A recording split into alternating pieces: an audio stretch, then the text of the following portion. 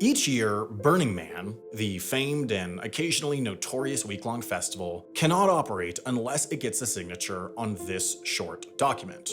After all, the festival occurs here, on the playa of the Black Rock Desert, on land not owned by Burning Man itself, but the United States. It's public land, managed by an agency called the Bureau of Land Management, so in order for the massive 80,000-person festival to occur, this permit needs the signature of the manager of the BLM's Black Rock field office. Getting that signature can be a tenuous process. The Black Rock Desert is encompassed in a national conservation area, so the BLM requires that the festival disappear without a trace. 80,000 people must come and especially go without leaving an impact. Or at least the BLM's definition of an impact.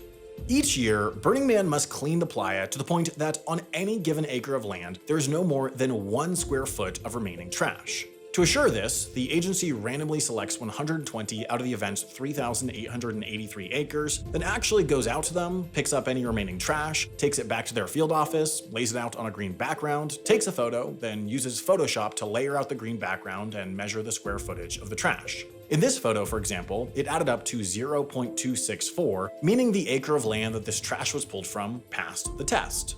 But in 2023, after an irregularly rainy year that led to a muddy mess of a festival, Burning Man barely passed their inspection.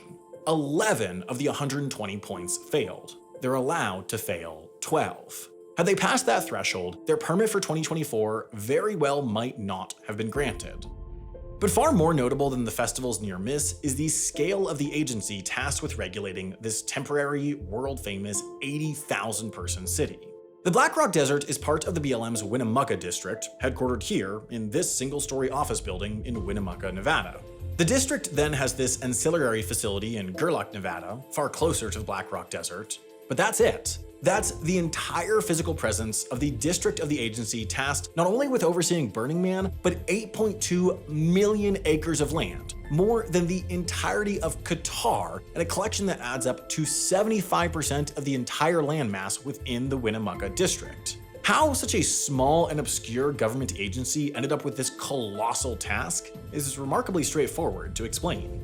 When the United States conquered and settled the West, all the land was originally owned by the federal government, at least according to the federal government. This land was then allocated out to different owners and users. For example, this tranche of Nevada near the Black Rock Desert was earmarked as the best route for the first transcontinental railroad due to its comparatively tame geography, so the federal government incentivized the Central Pacific Railroad Company to actually build the rails by giving it every other square mile of land in a band around the track.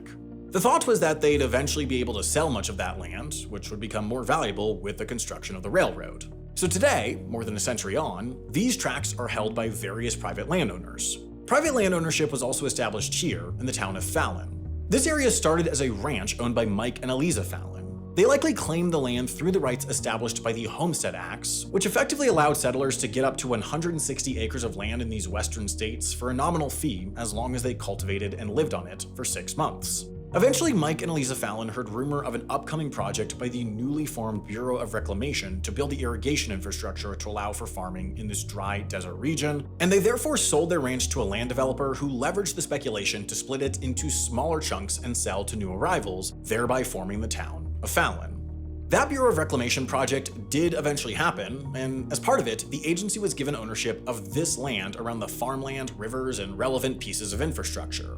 Although simultaneously, the very waterways that the Bureau of Reclamation were manipulating were identified as crucial habitats for migratory birds, so the U.S. Fish and Wildlife Service was given these 2 portions of land to turn into the Fallon and Stillwater National Wildlife Refuges, assuring that they'd remain undisturbed for the wildlife. With World War II, the Fallon Naval Air Station was built, so this land was handed over to the Department of Defense, and it also got these tracts to turn into the Fallon Range Training Complex. Essentially, empty areas of the desert where pilots can train using actual live weapons. Then finally, this area near town was transferred to the Bureau of Indian Affairs to be held in trust on behalf of the Fallon Paiute Shoshone Reservation, and that was the extent of land allocation. But all of this was still left. So that's to say, if land wasn't valuable enough for settlers to want it, if it wasn't important enough as habitat for the Fish and Wildlife Service to want it, if it wasn't notable enough for the National Park Service to want it, if the DoD, nor the Bureau of Rec, nor the Forest Service, nor the Bureau of Indian Affairs wanted it, that's when the Bureau of Land Management got land. The BLM manages what's left.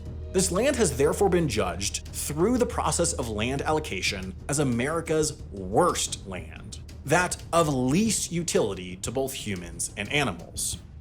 But even if it is America's most useless land, that doesn't mean it's useless.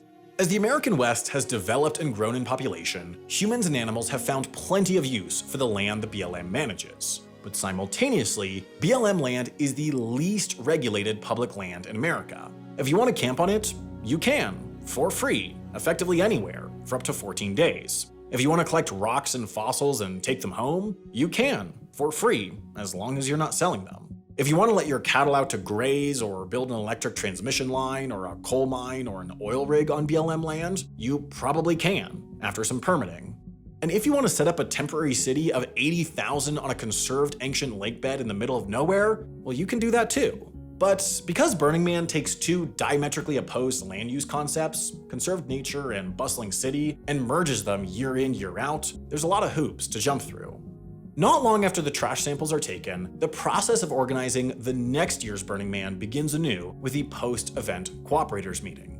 The title's apt. While it's the BLM's land and therefore the BLM's rules, building a city then disappearing it is a monumental lift that's overseen by the Federal Bureau with the assistance of county officials, but undertaken almost exclusively by the Burning Man Project, the festival's official operator, and its army of volunteers and staff. Out of this cooperators meeting between land managers and land users comes a document like this, the Additional Stipulations List, a list of new rules that are layered on top of what's established in this, the 2930-2 Special Recreation Permit. And of course, this permit, in turn, is informed by the findings of this Environmental Impact Statement initiated in 2017 and completed in 2019 by the BLM that runs hundreds of pages and multiple volumes. Taken together, just getting the paperwork in order for this is a bear. Then there's upholding the rules outlined in the paperwork, and for this, the BLM calls for backup. As a federal land management agency, the BLM does have a policing arm, the BLM Law Enforcement Rangers, but there's only 200 of them nationwide and only 2 in this particular region of remote Nevada. So to staff Burning Man, where in more recent years they've called for more than a third of the force to be present, they go national, bringing in rangers from Wyoming, California, and Colorado, many of whom become annual fixtures at the event. Still, that's not quite enough, so the BLM also partners with Nevada Highway Patrol and the Pershing County Sheriff's Office to dole out citations, tickets, and make the occasional arrest.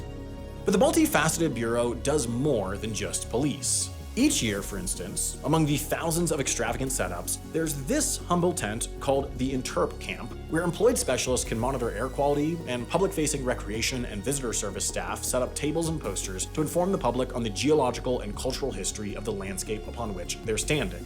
At the end of the festival, the BLM again appears in another capacity, as now it's BLM officials training and overseeing volunteers on how to properly take trash samples.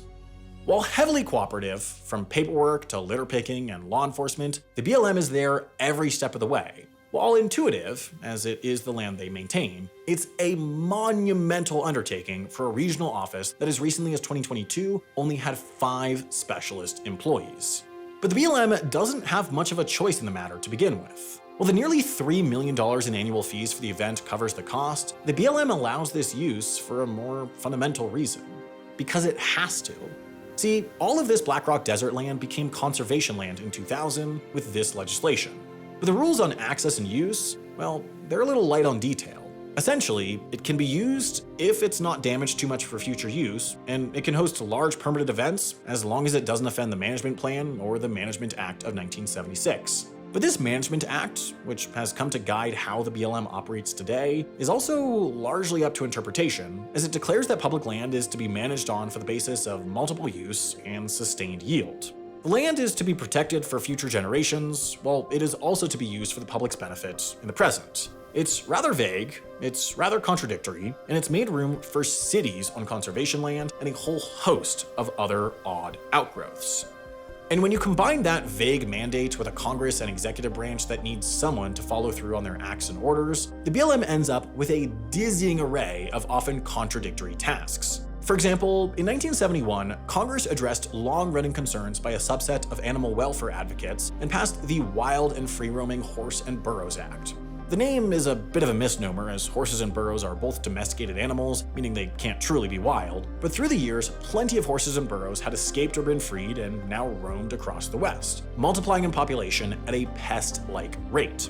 Ranchers hated this, as the horses were ferocious grazers that quickly depleted the land that would otherwise sustain their cattle, but the act declared them, quote, living symbols of the historic and pioneer spirit of the West, and therefore the BLM was tasked with protecting them, often from ranchers. To do so, they established 270 herd management areas where a tranche of federal land is managed specifically for the benefit of these horses and burros. In addition, they determined that the sustainable nationwide population of wild horses and burros was 26,690, so the BLM is tasked with keeping the population as close to this as possible, which is near impossible with the tools at the Bureau's disposal, evidenced by the fact that the current population is over 80,000. They're not allowed to kill the horses, so when a given herd is overpopulated, they use a helicopter to corral them into a trap. From there, some horses receive birth control to limit population growth, while others are taken to off-range pastures. Many of these off-range pastures are near prisons that have programs where inmates train the horses so that they can eventually be adopted and live the rest of their lives as a non-wild horse. But that's just the start of a near endless list of BLM tasks. For example, they're also responsible for protecting 20,000 rocks in California. The federal government formed the California Coastal National Monument, which primarily protects not the land on the coast, but the islets, reefs, and rock outcroppings just off the coast, and it's the BLM's job to run that national monument. The BLM is also supposed to make about 50,000 old mines safe. Mines were poorly documented and quickly abandoned during the gold rush era, leaving them dotted across the West without nearly the standards of the mines that close today. The risks are myriad. One can fall in a mine shaft, get crushed in a cave-in, accidentally detonate an old explosive, breathe in deadly gases, suffocate from a lack of oxygen, get lost while exploring, or just walk across unstable land above that caves in, and these aren't theoretical threats, as dozens of people die due to them each year. So the BLM is tasked with preventing that, as much as possible, by fixing up these old mines. Congress also told the BLM to figure out a bunch of good routes for electric lines and pipelines. They did. This was the answer. The BLM's also not super sure exactly where all its own land is, especially in Alaska, so Congress told them to figure it out, so they go around and survey land pretty regularly. BLM land also catches on fire a lot, so the agency runs its own 3,000-person fire department, including an aviation division owning and operating almost 100 aircraft.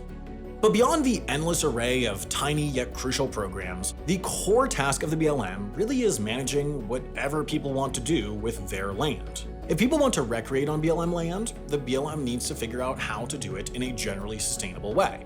For example, a lot of people believe that this spot is where the famed Roswell UFO crash happened, and happens to be on BLM land, so the BLM had to construct a parking area and trail to mitigate potential damage by an influx of visitors. This process occurs constantly. Users find a way to have fun on BLM land, and the BLM rolls out regulations and develops sites with the infrastructure needed to make that recreation sustainable. If others want to use BLM land to mine coal, for example, the BLM also has to manage and regulate that. In fact, the BLM manages almost the entirety of the federal government's mineral rights, which are enormous. You see, not only is the BLM responsible for oil and gas leasing on all federal land, meaning they even handle leasing on Forest Service land, for example, but the agency also handles so-called split estates. When the federal government allocated land in the West, much of it was under the stipulation that the federal government would still own the subsurface mineral rights, so that means almost 30% of the US's landmass is administered by the BLM for the purposes of subsurface minerals. Of course, this puts the BLM in the center of a near endless controversy over oil, gas, and mine leasing on federal land. But the BLM is used to controversy, as from the very beginning, it's been tasked with solving the tragedy of the commons.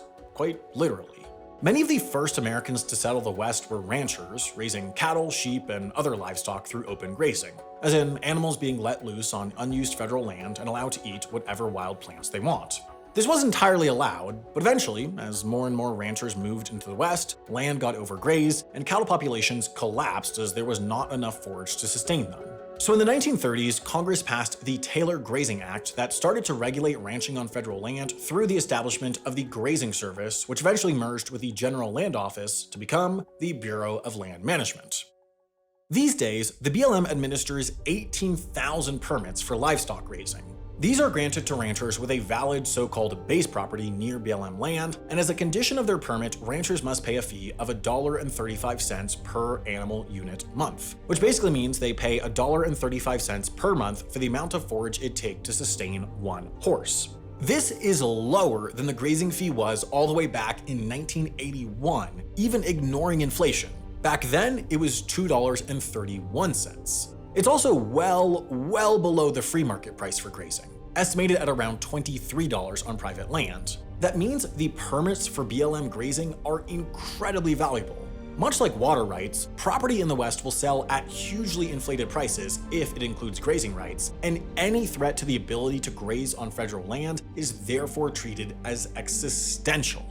This assumed existential threat reached fever pitch in 2016 when a group of radical right-wing ranchers stormed and occupied the headquarters of the U.S. Fish and Wildlife's Malheur National Wildlife Refuge for 40 days, a standoff which resulted in a death and ultimately 27 federal indictments. And it was all at the result of a dispute some century in the making. All this, the Malheur Refuge, has been a federally protected bird sanctuary since 1908, when this slice of land, between the refuge and BLM land, has been the Hammond Homestead Ranch since the 1870s. For a while, these parties coexisted relatively peacefully, in part because no one really made a fuss if Hammond cattle made their way onto refuge land to graze. But that changed in 1994 when Fish and Wildlife managers wanted to build a fence to better protect the riparian ecosystem that for so long had been overgrazed. Suddenly, what one party saw as a privilege and the other saw as a right was being taken away from the Hammonds. Seen as a direct affront to his way of life and trampling of his rights, the ranch's patriarch Dwight Hammond escalated the dispute by issuing death threats towards the federal employees. Then he and his son physically held up fence construction by parking heavy machinery in the fence's path and refusing to back down. The two were arrested, but Dwight and his son had sparked a larger movement. Now their neighbors and allies in Burns, Oregon posted signs in businesses that they wouldn't serve federal agents, while their district representative protested the arrest of the Department of the Interior and President Clinton. To this group, their use of the overlooked, oft-forgotten, ever so lightly policed grazing land of the West was functionally theirs, and now feds were trying to take it away. After their release, the Hammonds didn't back down. In '99, they set a fire to burn off refuse that then spilled onto BLM land, incurring fees and federal ire. They did it again in 2001, allegedly to conceal proof of illegal deer hunting. Then, to protect their own property during a larger wildfire in 2006, they started their own backburns to limit the oncoming fire's fuel, which nearly trapped BLM firefighters between two blazes. These moves led to charges of arson, and after a lengthy legal battle, the story began to spread across the rest of the ranching West, where it reached one Bundy in Arizona, who set in motion the takeover of the refuge.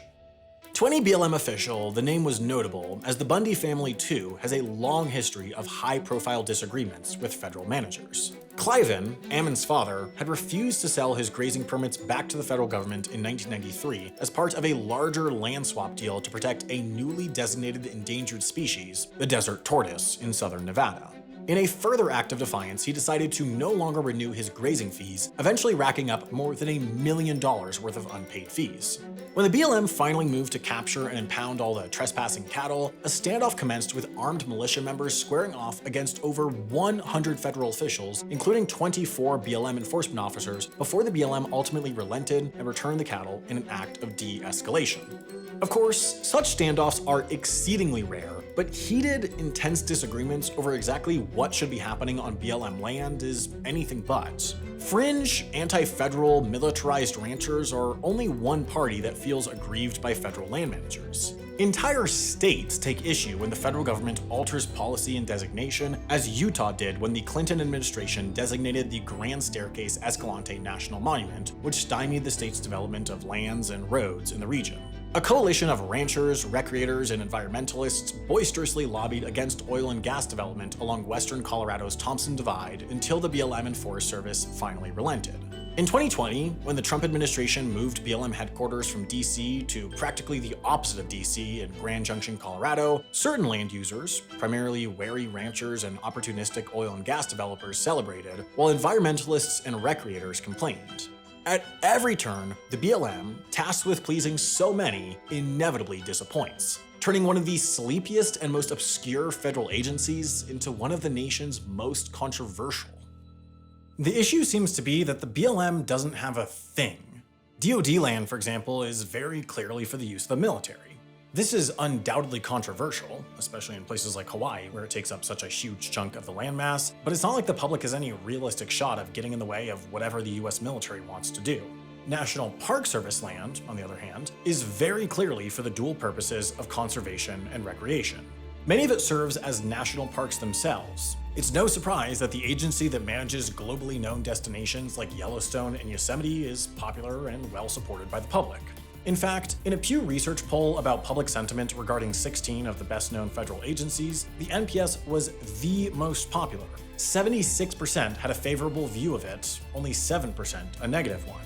The lesser-known Fish and Wildlife Service seems to steer clear of controversy because its mandate is very clearly one of conservation for the sake of animals, not humans. It's not completely loved. In fact, right now it's reached headlines due to its dispute with Elon Musk's SpaceX, whose starbase sits adjacent to their conservation land. But wildlife conservation is broadly popular, and therefore, so is the agency. The Forest Service mandate is perhaps closest to the BLM's, as it's tasked with simultaneous management of resource exploitation, recreation management, and conservation, but forestry, which is the core of Forest Service resource use, can be much more compatible with conservation goals. It also helps that its land is conspicuously used for America's most popular ski resorts, and it's the agency behind Smokey Bear. The Forest Service has entered public consciousness as something to be revered and supported. The BLM, meanwhile, is unloved. Ranchers complain it's not protecting their rights enough, recreators complain it's favoring ranching and resource use, oil and gas complain it's straying from its original intention and morphing into a conservation and recreation-focused agency. The problem really is that the BLM is supposed to please everyone, and the only way to do that with land, where uses are mutually exclusive, is to disappoint everyone. The BLM has no real coalition behind it. It's them versus everyone, so they're under-resourced and underappreciated. America's worst land is great for what it's not.